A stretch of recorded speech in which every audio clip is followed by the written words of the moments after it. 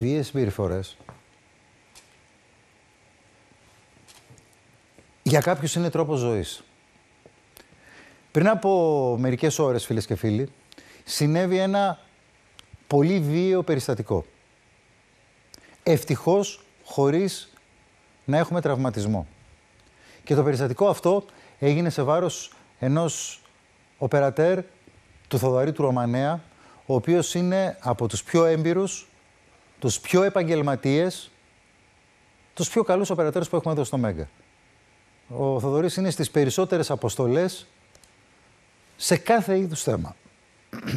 Πού έγινε αυτό που βλέπετε με τον οπερατέρ μας? Είναι έξω από το ξενοδοχείο στο οποίο κρυβόταν ο 19χρονος. Η ιδιοκτήτρια του ξενοδοχείου που επικοινωνήσαμε μαζί της, μας είπε να πάμε, θα την ακούσετε να μας το λέει, πηγαίνετε στο ξενοδοχείο να δείτε, και πήγαμε. Ένας από τους ανθρώπους που μένουν στο ξενοδοχείο, γιατί το ξενοδοχείο είναι κλειστό, είναι σαν ένα χούρι μέσα, αλλά μένουν δύο οικογένειες. Φαντάζομαι οι οικογένειες που μένουν θα πληρώνουν ενίκιο. Γιατί δεν μπορεί να μένουν τσάμπα. Και φαντάζομαι αφού θα πληρώνουν ενίκιο θα υπάρχουν και οι αποδείξεις, τα παραστατικά γι' αυτό. Λέμε τώρα. Λοιπόν, πήγαμε εκεί, πήγε η Ελευθερία Σπυράκη με το συνεργείο του Μέγκα και η εικονολήπτη του Θοδωρή Ρωμανέα. Η ηχολήπτης ήταν μαζί του ο Γιάννης Κοροντηράς για να καταγράψουν τα πλάνα τα οποία η Ελευθερία μας έστειλε. Και πετάγεται μέσα από το ξενοδοχείο αυτός ο άνδρας που βλέπετε και φέρεται με αυτόν τον τρόπο στον εικονολήπτη, ο οποίος βρισκόταν εκεί με την υπόδειξη της ιδιοκτήτριας του ξενοδοχείου. Τον πήρε στο κυνήγι, για να δούμε τη σκηνή από την αρχή. Είναι το συνεργείο του Μέγκα, από την αρχή αν τη δούμε.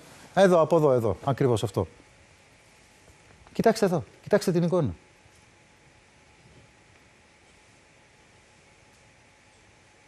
Δείτε δύο πράγματα. Για να καταλάβετε γιατί συζητάμε. Τον επαγγελματισμό του Θοδωρή, ο οποίος δεν σηκώνει χέρι, δέχεται τη βιαιοπραγία, δεν σηκώνει χέρι και κάνει και ένα μεγαλειώδες ακόμα.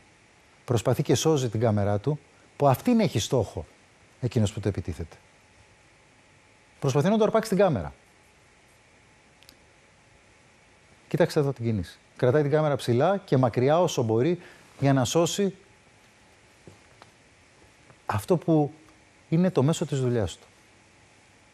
Τι νόημα είχε, για ποιο λόγο το έκανε αυτό που έκανε ο ένοικος του ξενοδοχείου?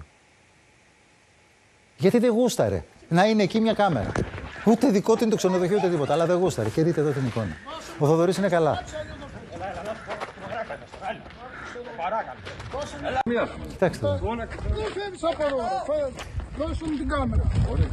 Θέλω να σας πω ότι ο Θοδωρής που τον βλέπετε εδώ είναι ένας άνθρωπος που έχει πάει σε πολιτικές αποστολές, έχει κάνει και τι δεν έχει κάνει. Και κάνει κάθε μέρα.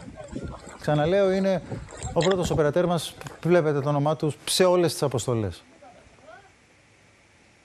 Επαγγελματίας με όλα τα γράμματα κεφαλαία. Αυτή είναι η νοοτροπία κάποιου. Τιμή και εδώ, Περασπιζόταν την τιμή του ο κύριος. Λοιπόν.